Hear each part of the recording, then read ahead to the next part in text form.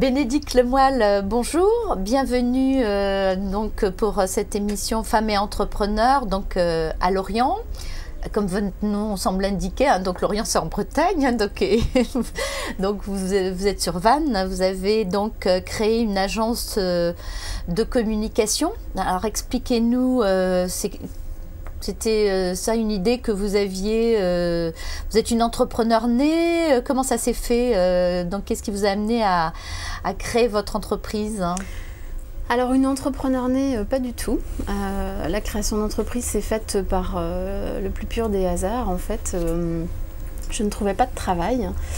J'étais au chômage ou j'allais être au chômage. Vous aviez, je crois, un patron indélicat qui a jugé qu'à partir du moment où vous attendiez un bébé, vous n'étiez plus vraiment... vous n'aviez plus un potentiel intéressant en tant que salarié, si j'ai bien compris? Alors oui, je pense qu'en fait, au moment du congé maternité, il s'est dit qu'il allait faire largement sans moi. Donc il a profité du jour de Noël pour annoncer ça à mon mari. C'était un très beau cadeau de Noël. Oui, hein, oui, j'avoue que bon. Avec un bébé qui venait juste de naître, c'était vraiment super. Et donc étant sur Vannes pour des raisons professionnelles et n'ayant pas la possibilité de déménager, bien sûr. Le marché du travail pour moi n'étant pas pléthorique sur Vannes, voilà, l'idée est venue comme ça de se dire... De créer ce que font beaucoup de femmes aujourd'hui, de créer votre propre emploi, de créer votre activité. Voilà. Ce qui explique donc que vous n'étiez pas une entrepreneur... Pas du tout. Voilà. Alors aujourd'hui, donc votre... Avec aucune volonté d'ailleurs d'avoir des salariés. Hein. En plus. Vraiment voilà. juré donc vous de êtes travailler vraiment toute seule. vous faites partie des 70% de femmes là, qui sont plutôt dans une situation subie, sans objectif très élevé. Voilà. Alors aujourd'hui, donc présentez votre agence de communication. Donc elle a déjà un nom qu'on n'oublie pas. Donc, Alors l'agence s'appelle À l'encre bleue. Donc on est effectivement situé à Vannes. Aujourd'hui, on compte 10 collaborateurs. Ce qui est déjà quand même significatif pour une agence de communication. D'autant que vous aviez effectivement pas prévu, vous aviez prévu de rester toute seule dans votre coin. Voilà, tout à fait. Et je n'avais aucun désir d'avoir des collaborateurs. Je m'étais jurée au départ de n'embaucher vraiment personne. Alors comment vous avez fait? Parce qu'en même temps, vous aviez ce bébé, hein, donc puisque vous avez créé votre agence, votre bébé avait 2 mois. Comment vous avez fait donc pour dépasser quelque part tous les blocages, donc que ce soit par rapport à la création d'entreprise, mais aussi par rapport à l'organisation personnelle. Donc, vous avez eu des moments difficiles, des moments de doute? Des moments de doute, non. Je savais que j'étais pas faite pour rester à la maison. Donc, de toute façon, avoir une activité, pour moi, c'était vital. Et une activité dans le domaine qui me plaisait, puisque j'aimais mon métier. Donc la question ne s'est pas posée dans ce sens-là. Après, je dirais que les choses se sont enchaînées petit à petit et plutôt bien avec des clients qui nous ont fait confiance. Donc effectivement, au fur et à mesure, il a fallu se poser la question du développement, du recrutement. Et cette question, vous l'avez posée assez rapidement? Au bout de 2 ans. Au bout de 2 ans, puisqu'en fait j'avais eu un petit garçon donc, au démarrage de l'entreprise, j'ai eu une petite fille après. 2 ans après, donc c'est venu assez vite et là il a fallu que je puisse pérenniser l'activité. Comme vous n'aviez pas plus prévu de revenir à la maison, voilà, vous vous êtes dit là par contre il va falloir que je structure, parce qu'il faut que j'ai un peu plus de temps pour moi, pour mes enfants, mais aussi pendant que je vais être en arrêt, il va falloir que l'entreprise continue de tourner et puis il faut continuer à trouver des clients. Oui, alors en arrêt c'est un grand mot, hein, parce que quand on est dans des activités comme celle-là, l'arrêt maternité il n'existe pas vraiment. Hein. Ouais. Donc vous en êtes finalement bien débrouillé, parce que je dirais, on nous le dit souvent, hein, donc quand on est entrepreneur, les arrêts maladie, les arrêts maternité, c'est inscrit dans le code du travail, mais ça pas forcément... Alors ça c'est pas prévu d'ailleurs, hein, parce que c'est un vrai sujet pour les femmes aujourd'hui, c'est que les femmes entrepreneurs, ça n'existe pas. Il paraît qu'on est en train de l'inventer, mais j'attends que ce soit vraiment finalisé. Moi j'aimerais bien, parce qu'à l'époque, ça remonte maintenant à 10 ans, mais c'est un vrai problème. Hein, c'est-à-dire qu'en fait il n'y a pas de congé maternité pour les femmes entrepreneurs. Donc moi j'ai arrêté, je crois, une semaine avant d'accoucher, et encore parce que c'était à la période de Noël, donc de toute façon il ne se passait pas grand-chose. Et j'ai dû recommencer une semaine après avoir accouché. Donc, Alors le milieu de la com, est-ce que est-ce que c'est plus difficile pour une femme que pour un homme? Parce que j'ai une fille qui travaille dans la publicité qui me dit vraiment... il y a beaucoup de machisme dans ce milieu. Est-ce que vous le ressentez, vous qui avez créé votre entreprise? Elle est salariée, hein, donc vous qui créez votre entreprise, donc est-ce que... Ça reste un milieu effectivement très masculin. Alors, comment expliquer ça? Dirigé par beaucoup d'hommes, c'est-à-dire qu'il y a très peu d'agences qui sont dirigées par des femmes. Pour le coup, par contre, on a affaire beaucoup à une population féminine. Et donc, vous qui êtes dirigeante d'une agence de communication, comment ça se passe par rapport aux clients? Donc maintenant, je dirais, ça pose plus de problème. Au début, c'était plus difficile. Alors en fait, il y a deux cas de figure où on a affaire directement à la responsable de communication, et là, oui, alors là, ça peut être assez compliqué. C'est-à-dire qu'il y a deux types. Moi, ça va paraître un peu, comment dire, abrupt, mais je classe le rapport à l'autre, et notamment aux femmes dans le monde du travail aussi, dans deux catégories. Il y a les femmes qui vont se positionner tout de suite sur le monde du travail, sur les compétences et sur le boulot, et là ça va très bien se passer. Et il y a celles qui démarrent sur qui va prendre le pouvoir, et là ça devient très compliqué. Oui, parce donc souvent, on s'apersvoit qu'on est aussi nos propres ennemis, hein, parce qu'il y a des femmes qui font pas de cadeaux. Ah non, souvent voilà. les relations très compliquées d'ailleurs peuvent venir beaucoup d'autres femmes. Et dans le monde de l'entreprise, quand on travaille avec des PMI, PME, quand l'entreprise n'est pas très étoffée, qu'il y a le dirigeant et éventuellement sa responsable, qui peut être responsable administrative, sa super collaboratrice, entre guillemets, qui va s'occuper de la communication, dans ces cas-là, ça peut être compliqué. Parce qu'il y a un rapport de prise de pouvoir qui peut s'établir. Ça veut dire que dans votre entreprise, vous avez beaucoup de femmes? Vous n'avez que des femmes? On est 70% de femmes. Ouais, 7 femmes pour 3 hommes. D'accord. Et justement, vous avez eu à cœur de mixer un peu les équipes pour éviter justement qu'il n'y ait que des femmes, hein. Alors, je pense que la mixité, c'est vraiment important. Enfin, c'est quelque chose qu'on a eu effectivement à cœur de faire dès le départ. Après, à compétences égales, on n'a pas fait de ségrégation ni dans un sens ni dans l'autre. Donc, mais on a effectivement en tête de pouvoir avoir de la mixité. Aujourd'hui, à la limite, on n'est pas totalement satisfait du pourcentage. On est trop féminine, enfin une agence trop féminine et pas suffisamment d'hommes. Et aujourd'hui, donc, vous avez plusieurs années d'expérience.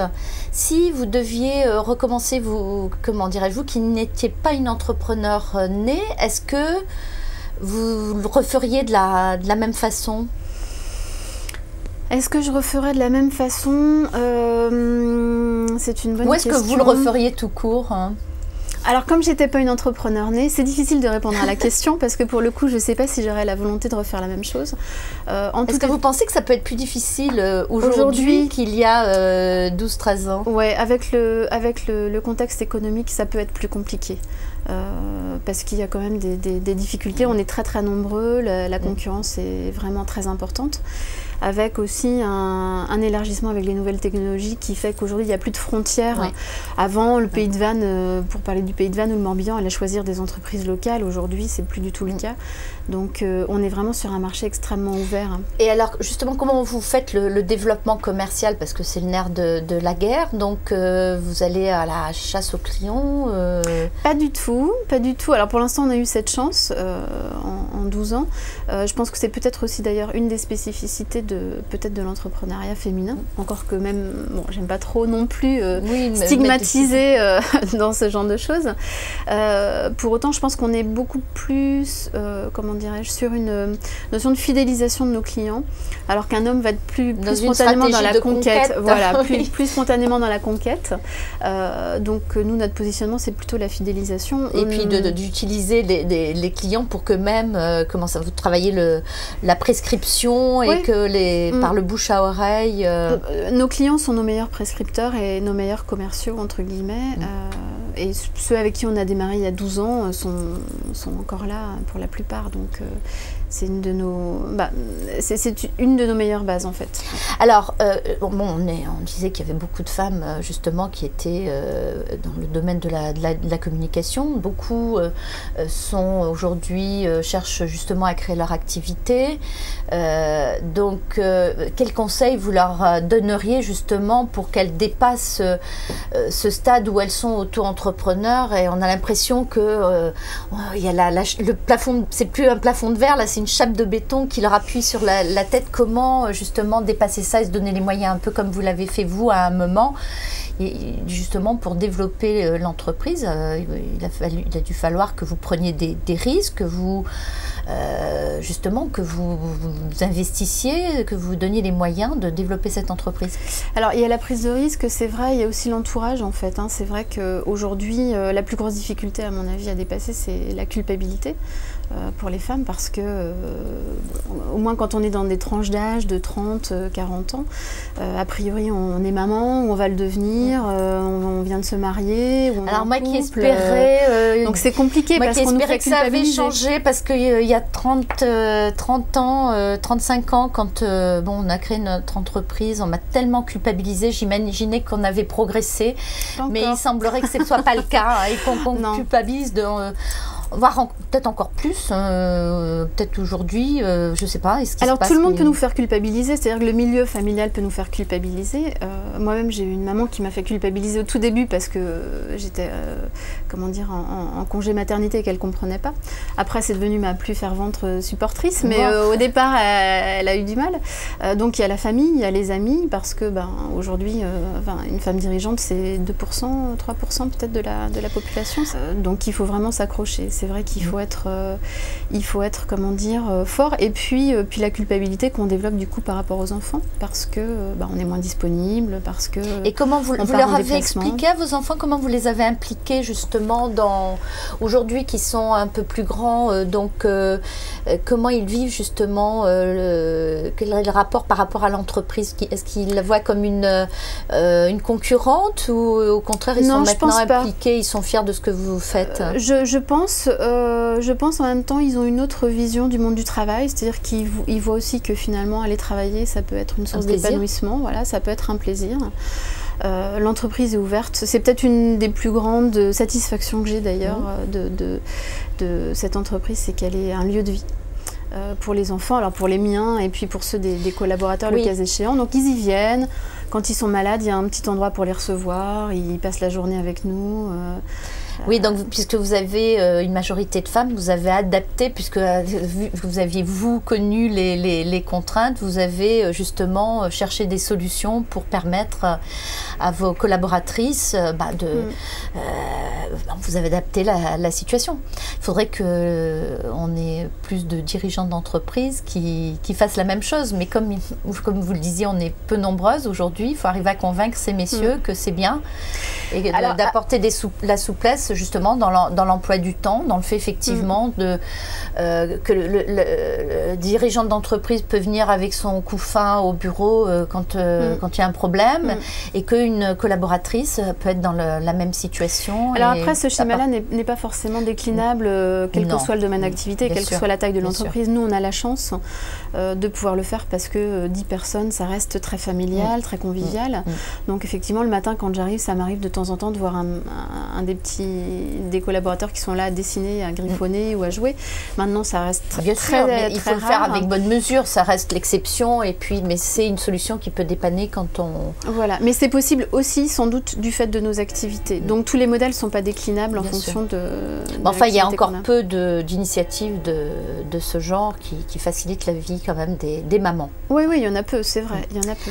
Alors, donc vous, d'une manière générale, qu'est-ce qui, à votre avis, justement, pourrait faciliter les choses et faire progresser le nombre d'entreprises dirigées par les femmes? Est-ce que vous pensez que ces émissions peuvent y contribuer? Donc, J'espère. Après, la difficulté, c'est que, comme on disait tout à l'heure, parfois on est nos propres ennemis aussi, ou nos pires ennemis. Donc c'est vrai qu'aujourd'hui, souvent, on dit qu'il y a une dichotomie entre faire une carrière et être une femme, ou être une mère, ou être une maman. maman, être une conjointe. Donc c'est peut-être déjà commencer par changer cet aspect-là.